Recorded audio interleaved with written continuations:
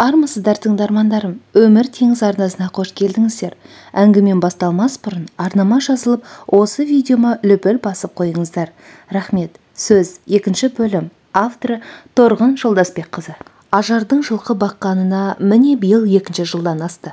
Алғашқы жылы Хамит ағасының шешесі Бәпи жеңгесімен бірге жүрген ол әбден тәжірибе жинаған соң, соңғы жыл жалғыз.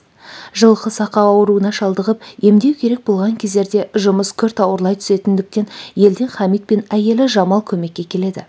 Осының бәрін ескеріп, басқа халықты жарытпаса да, колхоз басшылығы мал баққан адамды жалақыдан айырмады.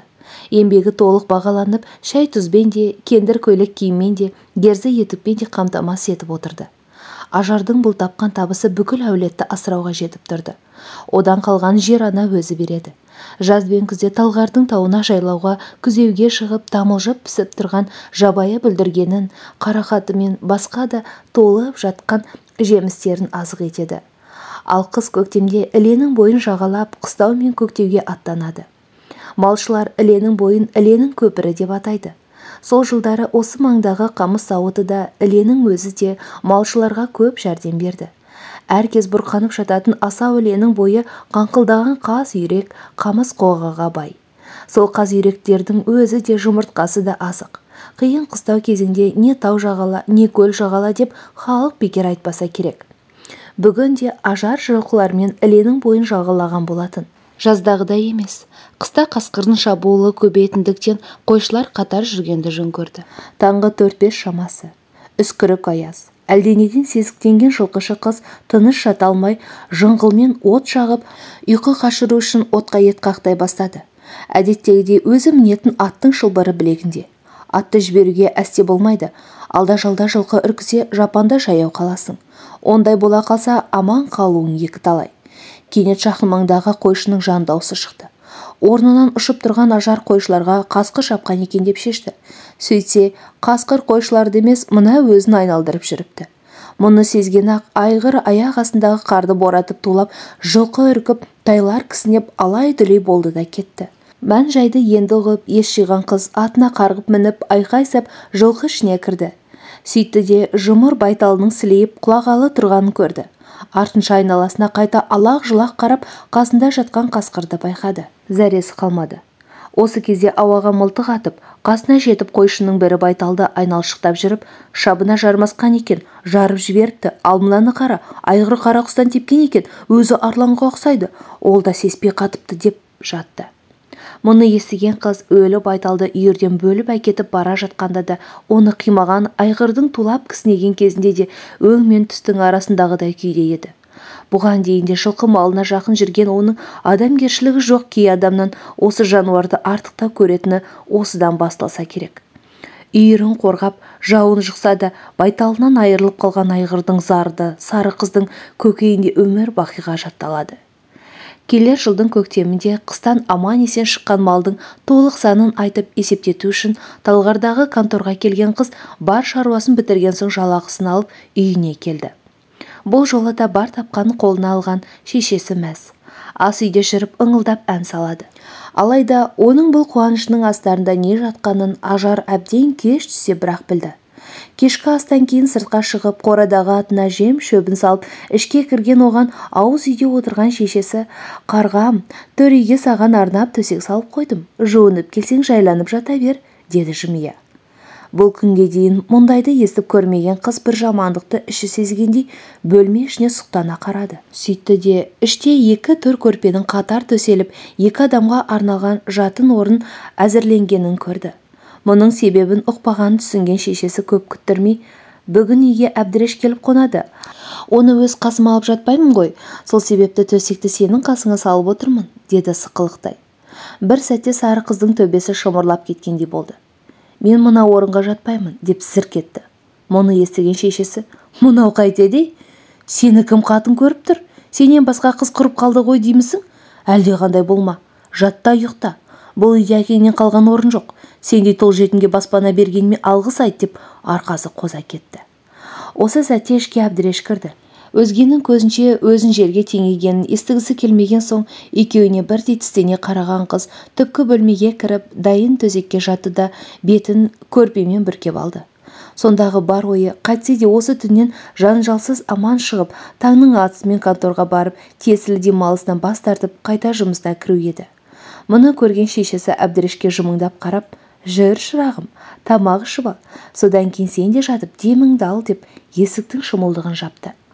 Қараңғы бөлме ішінде көрпе астында біраз жатқан Ажардың сәлден кейін беті буланып, тынысы тарылды. Бірақ бүгін тұншығып қалса да, басын көрпеден шығарғысы жоқ еді. Бірақ келесі сәтте әлде біреудің қасына келіп жатқан сезісімен орнынан ұшып тұрғанын өзі де байқамай қалды. Үстіне жамылған көрпесін уысынан шығармаған қалпы айналасына тінтей қараған ол төсектен өзімен қоса көтерілген жігіттің шошынған жүзін көрді. Артынша есікке таңылған шымылдыққа қарап, өзге бөлмедегі май шамның сөнгенінен шешенің жоспарын ұққандай болды. Бойын бірден ашу биледі. Соның екпінімен бірден қарсы шапшып, алдында тұрған жігітті қабырғаға қапсыра тақап тұрып, бәсең дауыспен «Айтпады деме. Осыдан маған жолайтын болсаң, өлтіре саламын. Менің жоғалтар түгім жоқ. Айтқаным айтқан» деді. Жігіт қарсы келмеді. Осыны көрген соң ғана Ажар кері шегініп, едендегі өзіне салынған төр көрпені жұлып алып, алақандай бөлменің арғы бұрышына апарып төседі. Осылайша түннің бір уағына дейін қабырғаға қарап жатып, бөлме ішіндегі дыбысты аңдып, кірпік қақпады. Оны да аз көретіндей ара-арасында арт жаққа жалт бұрылып қарап та қояды. Арада тағы бірнеше сағат өткен. Бұл кезде торылдан әбден шаршаған қыздың көзі ілініп кеткен болатын. Тыныс алуы да бір қалыпты. Неше сағаттан бері осыны күткенде қыбыр етпеген жігіт кенет орнынан көтеріліп, қыздың бас жағына барып отырды. Осы сәтте бойын сан-қилы сезім керді. Олай етуіне қанша тырысып бақса да, уысына түсіре алмай-ақ қойған мына қаршада қырсық қыздың алаңсыз ұйқыдағы бейнесі себеп болды. Моп-момақан көрінді. Мінезі де тіпті асау еместей. Сол себеп болды-ау, жігіт еріксіз қолын созып, сүйіктісінің маңдайын сипады. Қап, дәл осы әрекет үшін өзін не күтерін білмейді-ау. Қолын жинап үлгермеді, орнынан атып тұрған қыз жігітті жығып, үстіне қарғып мінді де қол беттен ащы тырнақпен осып-осып кеп қалды. Сөйтті де тіл қатпай қайта орнына барып жатты.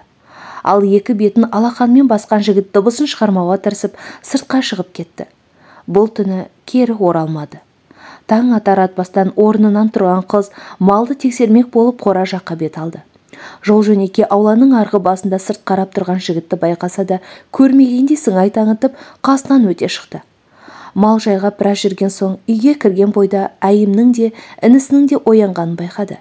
Өзін көрісімен жадырап шыға келген ол, «Ал, болашақ күйеудің қойнында түнің қалай өтті?» деп тістей сөйледі. Ажар тіл қатпай, таңғы асқа шай пәйін әзірлей бастады. Онда да қытығына тиюдің жолын іздегендей шешесі, «Әбдірештің таңғы асын дайындап жатырмысың? Оның дұрыс. Жұмысқа тоқ барса, табысы мол болады. Балам, жүгір, ағаңды асқа шақыр» деп ұлын жұмсады. Әлі де тіс жармаған Ажарды көзден таса етпеген әйімнің жүзінен күлкі кетпеді. Тек ұлымен ере ішке кірген інісінің бетін көрген кезде езуі сап жиылған ол, «Ойбау, Әбдіреш-ау, бетіңе не болған, мынау не?» деп асығыс қасына жетіп, бетіне созыла беріп еді, қолын қағып тастаған Әбдіреш, «Алаңдама, түнде жылқылар осқырына берген соң сыртқа шығып ем, шеңгелге жығылып, бетімді жырып алдым» деп қысқа қайырды да асқа отырды. Осылайша шындықты білер екеуі дәл бір келісіп алған жандай күннің келесі бөлігінде де бұл жайтты қозғап тіс жармады. Түс кезі болатын. Конторға барып өтініш жазса да, жұмысқа шығуға рұқсат ала алмаған сары қыз қайда барарын білмей талғарды біраз аралаған соң Хамит ағасының үйіне келді. Мұның келген байқаған Жамал жеңгесі бірден шайын қойып жатып, «Еркем, жақсы келдің. Жолымыз болғанда ағаң да жайылмай кеткен. Өзіңмен бір жүздесіп сөйлесудің жолын таппай жүрген ем» деп оңаша отырғандарына қарамастан айналасына елеңдей қарап қойып, даусын бәсеңдете сөйледі. «Жеңеше, тыныштық па?» «Тыныштық қой, еркем. Мына талғардың тауының көп бөлігінің иесі Ақмолда қартты білемісің?» «Естуім бар, бірақ өзін көргем жоқ. Жай ма?» «Қалқам, ендеше тыңда. Өткен айда ағаң екеуміз базарға барғанымызда сол Ақмолданы кезіктірдік. Қасында 17-ге енді толған ұлы бар. Сол кезде ойламаған жерден әлгі Ақмолда ағаңды бір қызық әңгімеге тартты. Сені ылғи сырттай бақылап жүргенге ұқсайды. Еңбекқорлығың ұнаса керек, саған құда түскісі бар көрінеді». Мына сөзді естіген Ажар бірден, «Сода мені өзіне тоқал етем дей ме?» деді зәресі қалмағандай. Еркем, дұрыс ұқпадың. Өзіне емес, жалғыз ұлына алып бергісі бар екен. Есімі Шайқы көрінеді. Жеңге, сонда сол бай осы маңнан менен өзге қыз таппай қалып па? Сенің қай жерің кем? Қалқам-ау, сен де дәл ағаң тәріздісің. Ол да бірден сондай ойға келді. Сол себепті бұл жайлы өзіңе айтуыма рұқсатын бермеді. Бірақ жарығым, мен сенің сүйгеніңе барғаныңды қалаймын. Соңғы көріскенде шешең сені Әбдірешке бері келіп отырған айтып қалды. Ол жайында не ойың бар? Мына сөзді естіген қыз тұнжырап, жеңеше, Әбдірешке тисе менің күнім не болмақ? Сонда өмір бойы өгей шешенің қыспағының астында өтемін бе? Қалай көне саламын, деді. Олай болса, мына жігітпен бір көріскенге қалай қарайсың? Бәлкім жарасып кетерсіңдер. Біраз ойланып үнсіз отырып қалған Ажар сәлден кейін, мейлің, көрсем көрейін, деді ақырын ғана. Олай болса, мен жігітпен кездесудің жолын қарастырайын. Жаңалық болса, өзіңе бір хабарын берермін. Келісім осы болды. Келесі күні таңертеңнен үй шаруасымен жүрген Ажар есік алдына салт атты келіп тоқтағанын байқап сыртқа шықты. Үйде құрақ құрап отырған Айым да қоса ерді. Келген Жамал болатын. Амандық саулықтан кейін үйге кіріп шай ішіп, ананы-мынаны сөз еткен ол, жеңеше, рұқсатыңызды берсеңіз, Ажарды бірнеше күнге киіз басуға алып кеткелі келіп ем, деп келгендегі себебін түсіндірді. Мұны естіген Айым, бұл қызда маған еш пайда болмайтын болды. Қысы жазы жылқының соңында, ең болмаса осы демалысында төркініме барып қайтсем деп ем, сол себепті көп күнге жібере алмайым. Барса бір күнге барып, ертең кешке кері қайтсын. Мен арғы күні жолға шығамын деп шешімін айтты. Жақсы, ендеше солайық болсын дескен соң, Ажар жеңгесімен бірге жолға шықты. Үйдің маңынан ұзай бергенде Жамал артына бір қарап қойып, қалқам, кеше хабар беріп ем, жігіт бірден жауабын айтып жіберіпті. Бүгін түс қайта кездесуге келмекші. Өзгенің назарына ілікпеу үшін базар маңында жолығасыңдар. Сол себепті осы жүргеннен бірден талғарға тартамыз. Атқа қамшы бассақ, дәл уақытында жетеміз. Бөгелмейік деп мән жайды түсіндірді. Мұны естіген қыздың жүрегі зырқ ете түскендей болып үнсіз қалды. Тек келісілген уақытта базар маңына жақындай бере, жеңге, сонда көріскен кезде мен оған не деуім керек? Қобалжып тұрғанымды қарашы, бармай-ақ қойсақ қайтеді деп аттың басын бұрды. Жамал болса, қалқам, саспа, еш нәрсе деудің қажеті жоқ. Тек бірің-біріңді көріп, сынап қайтасын деп сабырға шақырды.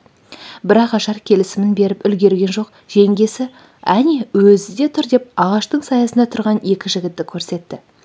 Неге екенін белгісіз, мұны естігенде қасқырдан қорықпаған сары қыздың жүрегі тарсылдай жөнелді. Аяқ қолы суып, маңдайын суық тер басқандай болды. Соның әсері болса керек, жақындай келе жеңгесі аттан түскенде бұл өйтуге асықпады. Мұны байқаған жеңгесі жігіттермен амандасып жатып, қалқам, қане, аттан түс деп жүгенді қолына алды. Біраз қипақтаса да қыз жеңгесінің дегендей қылды. Осыдан кейін жігіттің біріне қараған Жамал, Шайқы, үй ішің, әкеңнің халі жақсы ма деп сары қыз естісін дегендей нақтылай сұрады. Бұған, я шүкір, аман-есен, деді орта бойлы, аққұба келген сымбатты жігіт. Осы кезде манадан жанарын көтер алмай, қысылған қыз басын көтеріп жігітке тіке қарады. Шайқы да сөйтті. Іле-шала өжет қыздың қарай беруге дәті шыдамай, жанарын қайта ала қашты. Ары қарайғы жеңгенің дегеннің бірі де есінде қалмады. Ұзаққа созылмаған кездесуден үйге оралған Жамал, қалқам, не айтасың? Жігіт көңіліңнен шықты ма деп сұрады. Ұзақ ойланбаған қыз, жеңеше, ұнағанда қандай? Осы адаммен 3 жыл үй болып, бір жүрсем де арманым жоқ, деді күлімдей. Бұған жеңге, айналайын, ендеше жігіттің жауабын күтейік. Сүйгеніңе қосылшы, сүйгеніңе деп батасын берді. Уәде еткенде келесі күні үйіне оралған Ажар ертең кешке кері қайтамын деп төркіндетіп шыққан шешесін жолға шығарып салды. Келесі күні түске дейін үй ішінде біресе ананы, біресе мынаны істесе де еш ойын бөле алмады. Көз алдына Шайқының бейнесі кетпеді. Түс ауған шақ болатын. Қора маңында жүрген қыз Жамал жеңгесінің келгенін көріп жаңалық барын ұқты. Аттан түскен келіншек бірден үйге кіріп, қалқам, Шайқыдан хабар жетті. Әкесі рұқсатын берген көрінеді. Бүгін кештен қалдырмай өзіңді алып кетпекші. Барамысың? Деп сұрады. Барамын, жеңге. Ендеше жинал, сағат 8 шамасында келеді. Шешең келгенге дейін кетіп үлгерулерін керек. Осыдан кейінгі сәт сағаттай созылды. Ажардың жинастыратын киімі де жоқ еді. Бар көйлегі оңып тозығы жеткен. Сол себепті үстіне ең жақсы кендір көйлегін киіп, жігіттің келуін күтті. Келісілген сағатта үй маңына салт атты 2 адам келіп тоқтады. Екеуінің бірінің бойынан шайқыны таныған Жамал Ажарды ертіп сыртқа шығуға асықты. Кеш қарауытып келе жатқан. Өкіметтің аты болған соң Ажар өз атын қалдырып шайқының атына мінгесті. Дәл жүрер алдында қайын сіңлісін құшақтаған Жамал «Айналайын, қайда жүрсең де аман жүр» деп жылап шығарып салды. Жастардың ұзап кеткеніне көзі жеткен соң жылдам басып, қора маңына келіп, қуғыншының жүрісін баяулату үшін байланып тұрған аттың ер тоқымы мен қамшыны жасырып тастады. Сөйтті де үйге кіріп, әйімнің келуін күтті. Әбден қараңғы түскенде Ақмолданың шаңырағына түскен Ажарға өз үйінен кейін мына үй зәулім сарай көрініп, бірден ішке кіруге жүрексінді. Жастардың келгенін естіп, жігіттің жеңгелері бірінен кейін бірі сыртқа шығып, келінге шашу шашып, басына ақ орамал жауып үйге кіргізді. Маңда шырылдасқан әйелдерді көрген соң, біраз көңілі тынышталып, ішке кірген қыз бөлменің төрінде отырған Ақмолда ақсақалды көріп, есік аузында сілейіп тұрып қалды. Бұған сақал мұртын жіберген қайын атаның сұсты жүзі себеп болса керек. Осыны түсінгендей бір жөткерініп алған қария: «Осы үйге еңбегің сіңіп, құтты келін боларыңа сенейік» деп қысқа қайырып батасын берді. Осымен сары қыз келін атанып, жаңа өмірге аяқ басты. Ажардың қашып кеткендігі жайлы хабар әйімге де, конторға да тез жетті. Келесі күні қуғыншы боп келген Жамал жеңгесінің сөзінен шешесінің бұл жаңалықты көтере алмай көп тулағанын естіді. Арада бірнеше күн өткен соң, шақыртудан бұрын колхоз басшысына барған Ажар арыз жазып, енді жылқы бақпай, жеңгелерімен бірге егістікке шығуға сұранды. Осылайша бұл мәселе де шешілгендей еді. Алғаш кездері жаңа түскен келін жаңа үйінде, қасында жүрген күйеуінде жатсынып жүрді. Оның үстіне сұсты қайын атаның мінезі де жұмсақ емес еді. Бір дегенін екі айтпай, айналасындағыларды бір көз қараспен ақ басқаратын. Бұл әмірі тек өз үйінде емес, өзінен кіші 4 іні мен келінге де жүріп тұрды. Мұны бөлек тұрса да, 2 күннің бірінде қайын ағаның үйіне келіп, шаруасын істейтін келіндерінің ісінен анық көруге болатын. Ақмолданың үйіне келін түсерін естігенде қуаныштарын жасырмағаны да содан болса керек. Арада бір аптадай уақыт өткен. Түйдей құрдас 17 жасар шайқы мен Ажар ерлі зайыптыдан гөрі жас балаға көбірек ұқсайтын. Осыны қызық көрген жеңгелер ата жоқта қырмандағы жұмыстан қолдары қалт етсе, екеуін күрестіріп мәз болады. Қарсыласына жеңіліп көрмеген қыз шайқыны бірде жықса, бірде жыға алмай мазасы кетеді. Десе де жеңгелердің арасында еркін жүрген бұл күніне де өзі іштей разы еді. Бар ғұмырындағы өзін шексіз бақытты сезінген уағы да осы болса керек. Таңда ерте оянған Ажар күндегідей егістікке кеткенге дейін үйге су әкелмек болып құдық басына келген. Ақырын әндете жүріп, шелегін құдық ішіне тастады да тетігін орай кері көтере бастады. Алаңсыз болатын. Сол себепті әлде біреудің ту сыртынан келіп қалғанын аңғармады. Тек арт жақтан «Ажар» деген дауыс естіген кезде ғана селк етіп жалт бұрылып қарсы алдында Әбдірештің тұрғанын көрді. Бұл көрісуге дайын емес еді. Таңырқағаны сонша қолындағы жіпті жіберіп алып, шелегі құдық ішіне қайта күмп етті. 10 шақты күннің ішінде жігіт жүдеп кеткендей көрінді. Мұңлы көзбен үнсіз қарайды. Неге екені Ажар оның алдында кінәсі бар адамдай: «Сен мұнда қайдан жүрсің?» деп бірінші боп тіл қатты. Бірақ жігіт жауап бермеді. Тағы біраз үнсіз қарап тұрған соң: «Ажар, сүйген байыңа жеттің бе?» деп сұрады. Даусында аз діріл бар еді. Ұзақ ойланбаған қыз: «Иә, жеттім» деді нық, қобалжуын көрсеткісі келмей. Дәл осылай жауап берерін іштей сезген жігіт күшпен жымиды да қалтасына бір жапырақ қағаз шығарып: «Ажар, маған да шақырту келіпті. Соғысқа аттанып барамын» деді ақырын ғана. Артынша біресе көкке біресе жерге қарап ойын жинақтай алмағандай біраз тұрды да: «Ажар, сені қаншалықты сүйетінімді білсең ғой. Өмірдегі жалғыз жарығым өзің ең. Сені өзге түгілі өзімнен қызғанушы ем. Енді өмірімде еш мақсат қалмады-ау. Ең болмаса артымда жарым болып, сен қалсаң, мен кері оралу үшін бәрін қылар ем. Бірақ ондай жоқ. Сол себепті мен майданға оралу үшін емес, өлім құшу үшін барамын» деді де көкейіне тығылған өксікті басқысы келгендей терең тыныстады. Әншейінде жігітке ауыз аштырмай тулайтын қыз бүгін олай ете алмады. Жай ғана жігітке тесіле қарап, сілейіп тұра берді.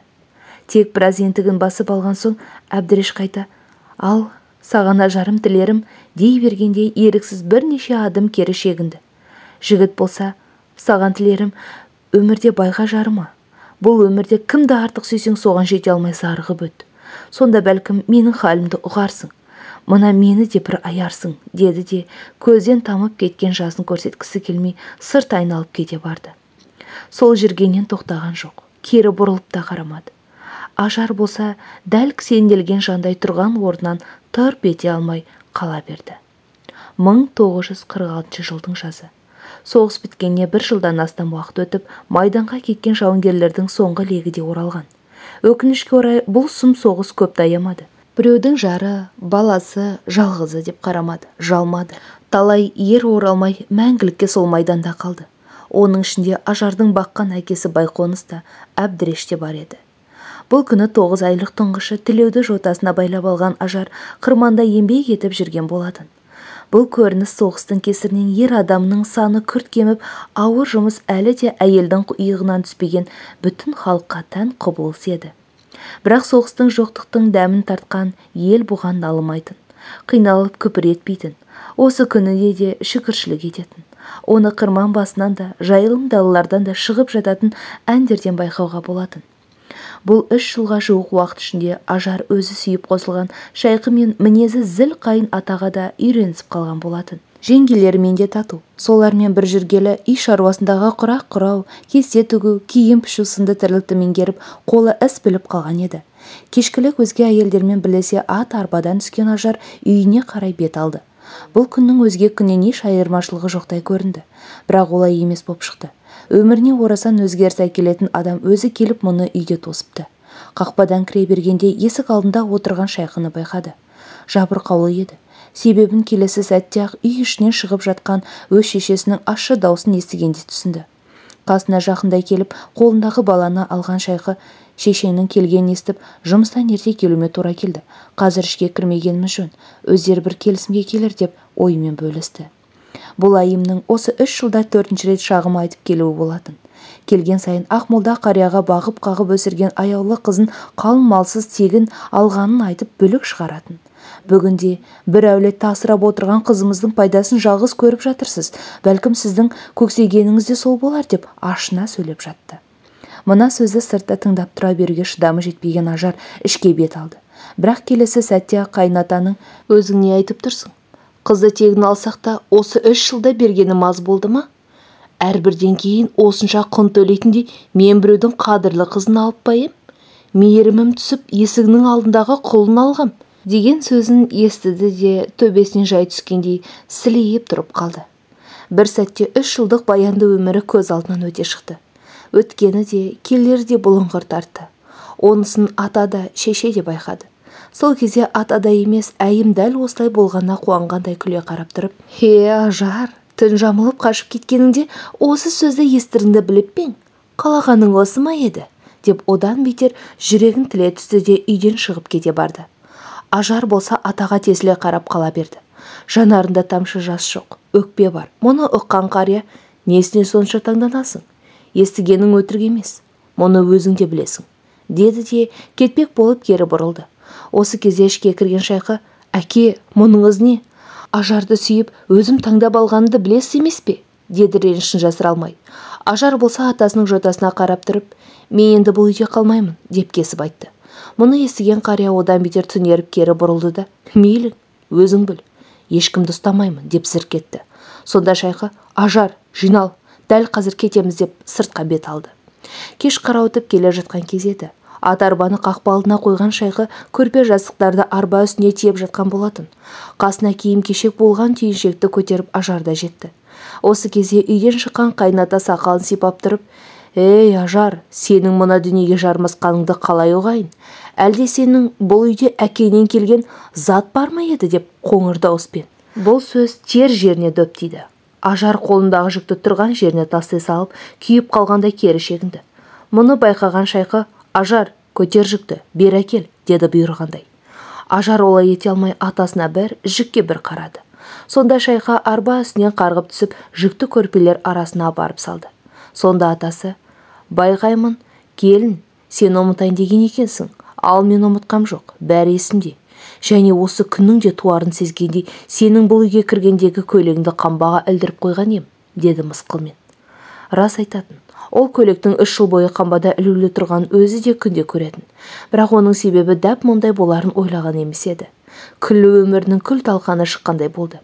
Бір сәтте бойын ашу да, намыс та, өкініш те, өкпе де қысты. Қайсы күштірек екенін өзі де ұққан жоқ. Бірден қамбаға қарай жүгірді. Жеткен бойда ішке кірді де шегеде ілулі тұрған көйлекті көрді.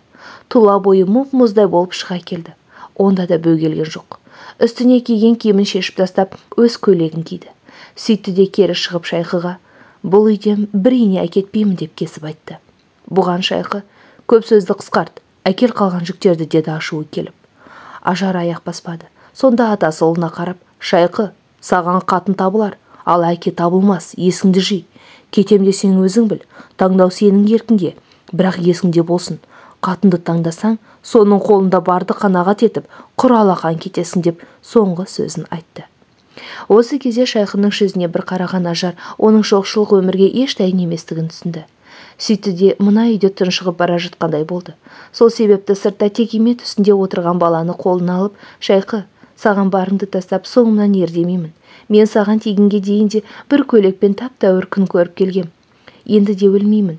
Сол себепті қалам десең өзің біл" деп қақпаға қарай бет алды. Өзін бұлай оңай қия салғана таңырқап Шайқы тұрса, ата өйтпей: "Тоқта, кетсең өзің жалғыз кетесің.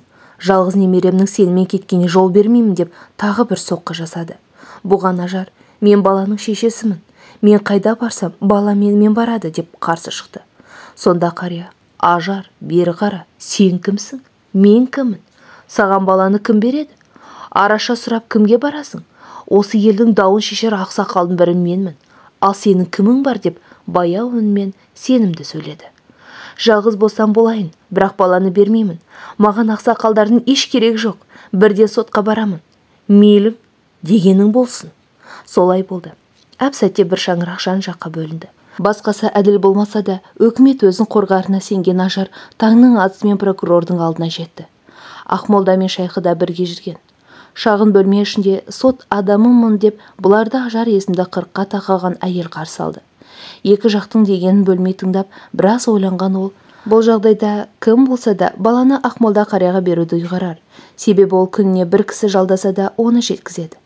Бұған билігі де, пұлы да жетеді. Ал шешеде ондай жоқ. Бұл менің ойым.